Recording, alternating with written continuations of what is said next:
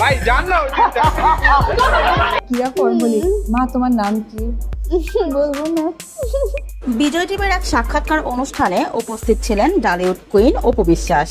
বিভিন্ন আলাপের এক পর্যায়ে অপুর কাছে জানতে চাওয়া হয়, আপনি আপনার জীবন থেকে মুছে দিতে চান কিংবা ভুলে যেতে চান এমন কোনো ব্যক্তি বা এমন কোনো ঘটনা আমাদের সাথে শেয়ার করুন।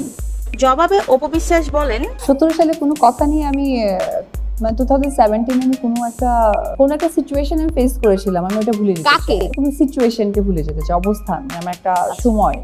অপুর কাছে আরো জানতে চাওয়া হয়, আপনি ঘৃণা করেন এমন কোনো ব্যক্তি বা এমন কোনো ঘটনা সম্পর্কে আমাদেরকে জানান। উত্তরে অপু বিশ্বাস বলেন, ঘৃণা করার জন্য যোগ্যতা লাগে, সো ওরকম লোক নেই। বেশি অযোগ্য লোকদের কথা বলতে গিয়ে নিজের যোগ্যতাকে একটু হালকা করে ফেলেছিল।